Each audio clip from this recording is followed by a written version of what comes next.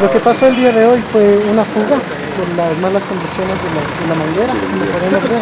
El mal uso, el tiempo, la grasa que se acumula, nos hace que se nos fracturen y se nos formen lugares por donde se generan fugas.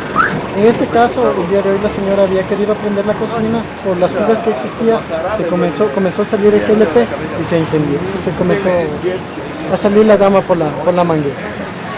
Peligro de explosión no hay, porque como les decía, para que haya una explosión debe haber grandes temperaturas acumuladas en el área para que comience a hincharse el tanque de gas. Lo que pasa es que se hace un efecto más o menos como de una fosforera, que como el GLP sigue saliendo, va conservando la llama y por eso se genera la llama tan escandalosa, ¿no? Las medidas de seguridad que nosotros podemos tener es revisar las mangueras cada 6 meses, si es posible cambiarlas, hacerles una revisión minuciosa. Como podemos ver, ya el uso, el abuso de estas mangueras no se deberá. Debemos ver de que no estén de grasa, que cuando nosotros lo doblemos no se nos generen este tipo de grietas, porque ya se está afectando hacia las mangueras, por supuesto, hacia otros. Bueno, como en todo lugar, primero tener la calma en las situaciones de emergencia.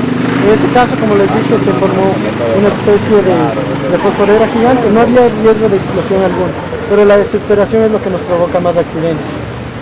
La rápida y oportuna actuación de los vecinos que saben utilizar los extintores nos permitieron controlar, en este caso, el incidente.